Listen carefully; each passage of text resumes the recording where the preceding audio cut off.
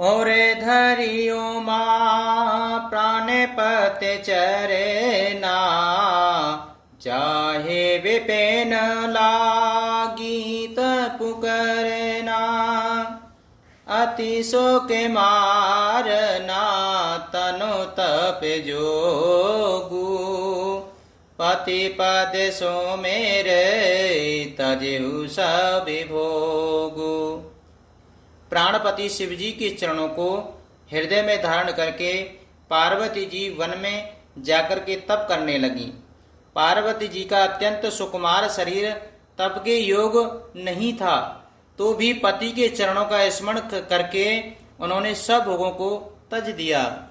नित न बेचरने उपजे अनुरागा, बिसरी देह तपहि मनु लागा। संबत सहसे मूले फल खाए, साग खाए सत बरस गवाए। स्वामी के चरणों में नित्य नया अनुराग उत्पन्न होने लगा और तप में ऐसा मन लगा कि शरीर की सारी सुध बिसर गई।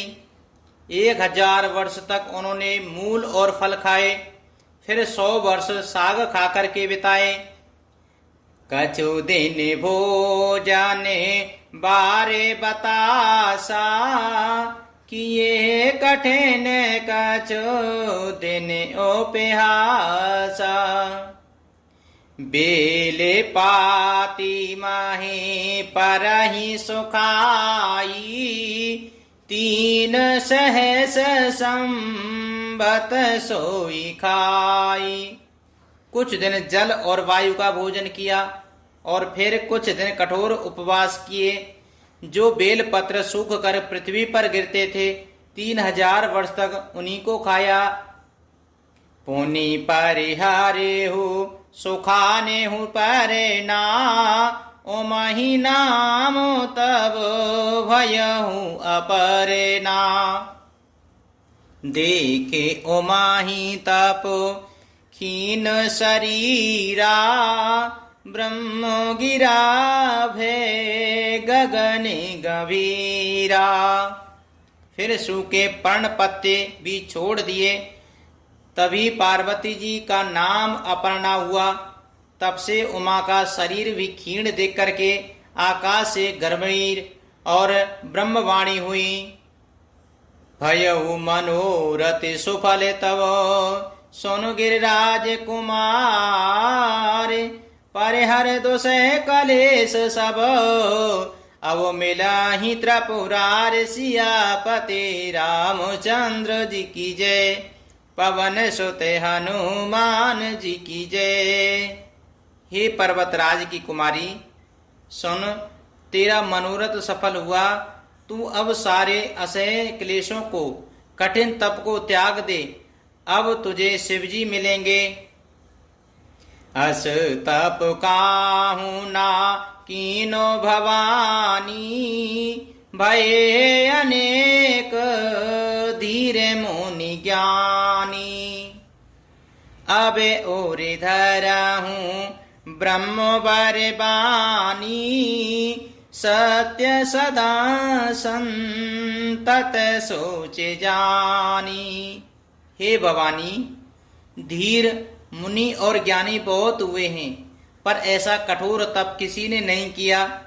अब तू इस श्रेष्ठ ब्रह्मा की वाणी को सदा सत्य और निरंतर पवित्र जानकर अपने हृदय में धारण कर। आवे पिता बोलावन जबहि, हटे पर हरे घरे जायूं तबहि।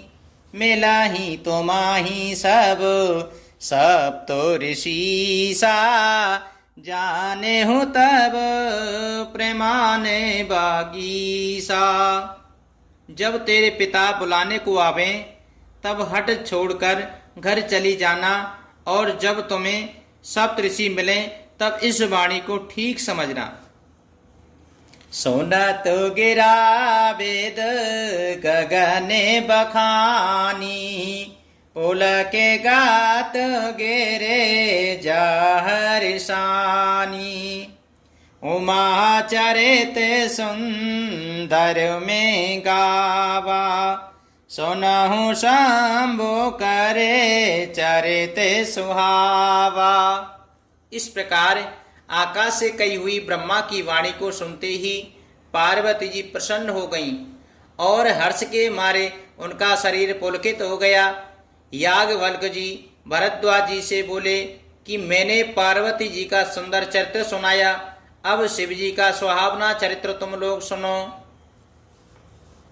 जब ते सती जाए तनु त्यागा तब ते शिव मन भयहु विरागा।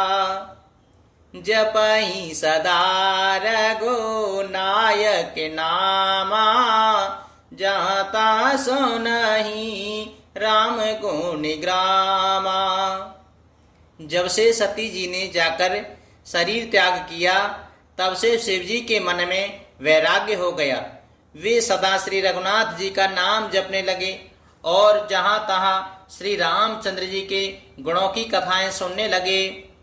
चिदानंद सुख धाम शिव विगत मोह मद काम बिचरहि महिधर हृदय हरे सकल लोक अविराम। सियापते रामचंद्र जी की जय, पवन सुत हनुमान जी की जय। चिदानंद सुख के धाम मोह मद और काम से रहित शिव जी संपूर्ण लोकों को आनंद देने वाले भगवान श्री हरि श्री रामचंद्र जी को हृदय में धारण करके भगवान के ध्यान में मस्त हुए और पृथ्वी पर विचरने लगे। कतहु मुनि ने उपदेश ज्ञाना कतहु राम गुणे करहि बखाना।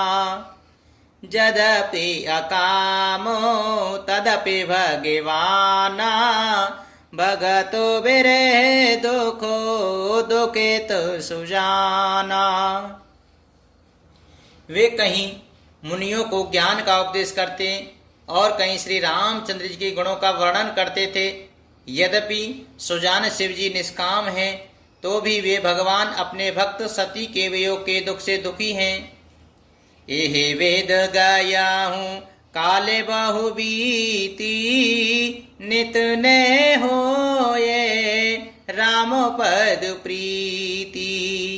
नेमो प्रेमो शंकर कर देखा अब चल हृदय भगत के रेखा। इस प्रकार बहुत समय बीत गया। श्री रामचंद्र जी के चरणों में नित नई प्रीति हो रही है।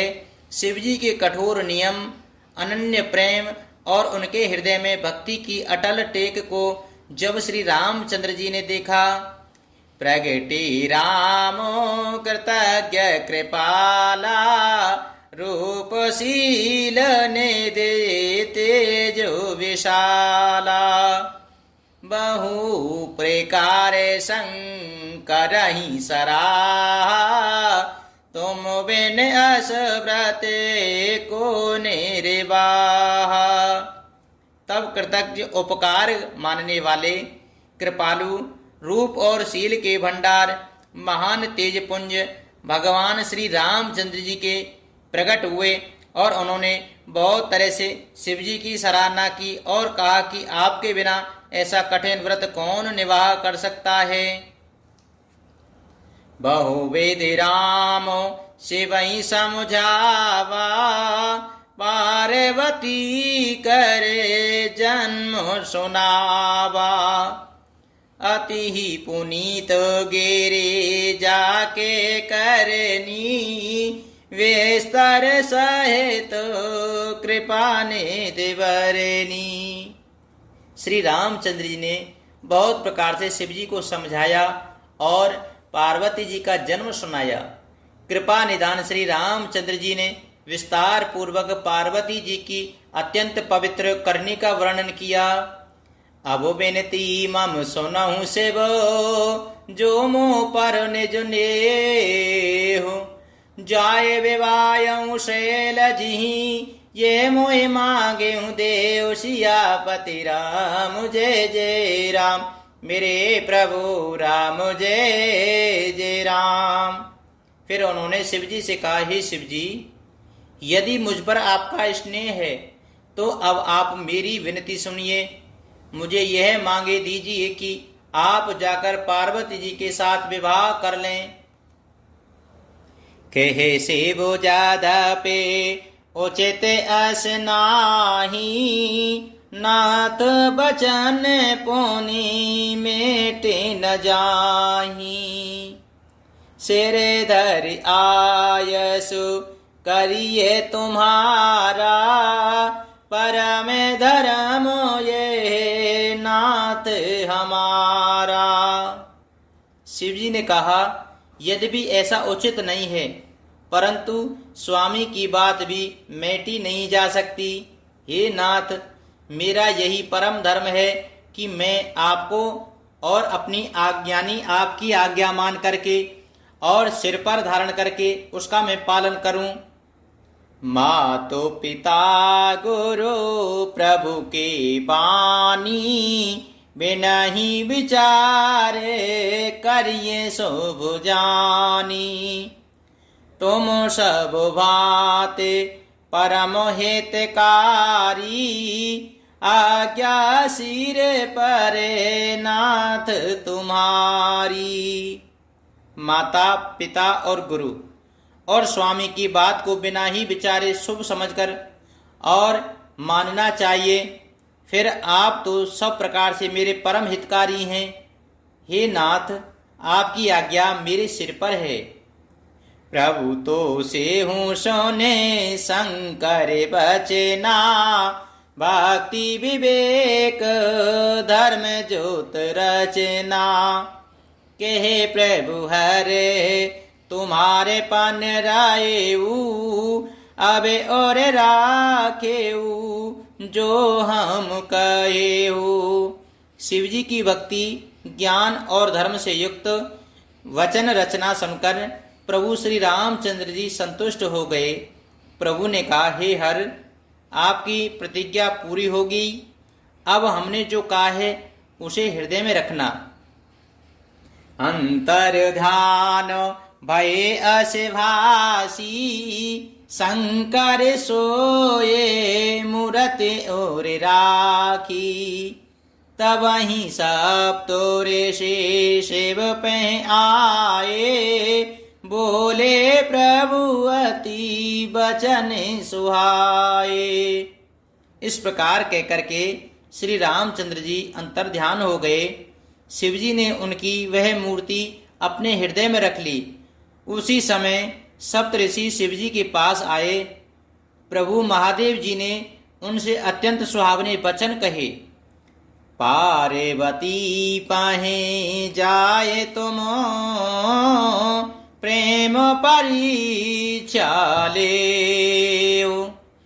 गिरहि प्रेरे पटे एहु भवन, दूर करेहु संदेह। सियापति रामचंद्र जी की जय, पवन सुत हनुमान जी की जय।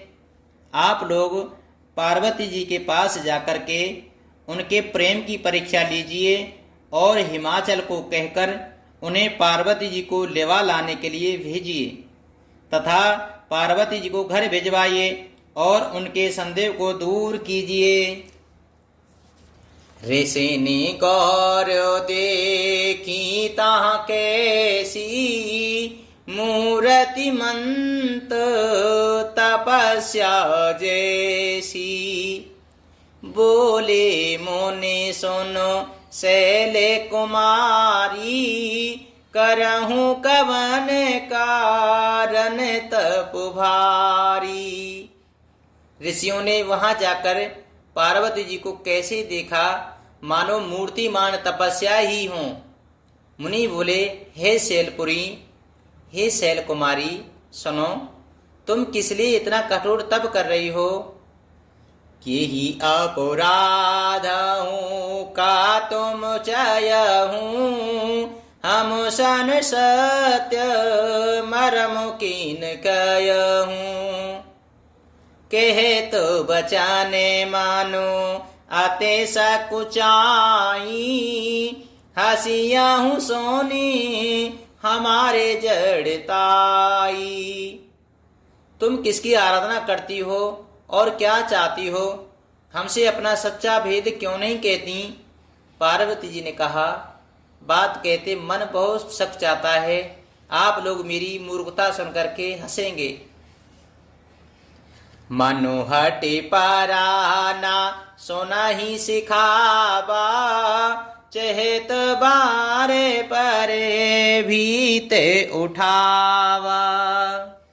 नारद कहा सत्य सो ही जाना, बिने पंखन हम चयहि उड़ाना। मन ने हट पकड़ लिया है, वह उपदेश नहीं सुनता और जल पर दीवाल उठाना चाहता है। नारद जी ने जो कह दिया उसे सत्य जानकर मैं बिना ही पांख के उड़ना चाहती हूँ।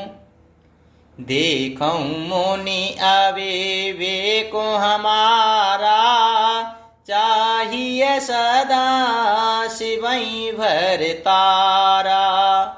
हे मुनियों, आप मेरा अज्ञान तो देखिए कि मैं सदा शिवजी को ही पति बनाना चाहती हूँ।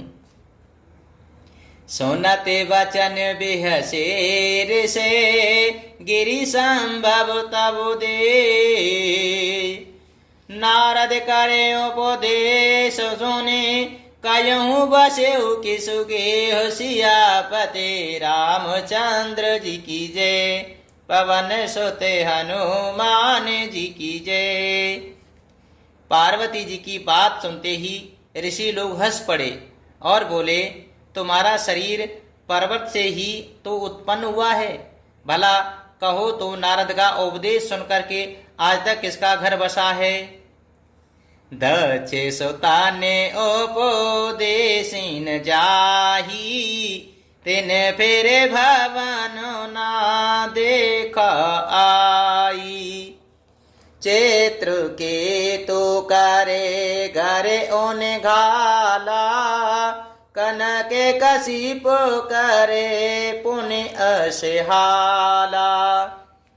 उन्होंने जाकर के दक्ष के पुत्रों को उपदेश दिया था, जिससे उन्होंने फिर लौट करके घर का मुख भी नहीं देखा। चित्रकेतु के घर को नारद जी ही चौपट किया है। फिर यही हाल हिरण्याकश्यपु का हुआ। नारद से खोजे सुनहि नर नारी, अवसि होए तजे वबनु भिखारी। मने कपटी तन सज्जन चीना, आप सरेस सब ही चेकीना। जो स्त्री पुरुष नारद जी की सीख सुनते हैं वे घर बार छोड़ करके अवश्य ही भिखारी हो जाते हैं। उनका मन तो कपटी है, शरीर पर सज्जनों के चिन्ह हैं, वे सभी को अपने समान बनाना चाहते हैं।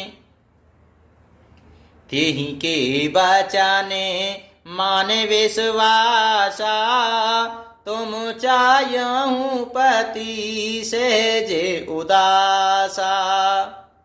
नेरे गुण ने लाजे कुबे से कपाली, अकोले अगे हो दिगंबर व्याली।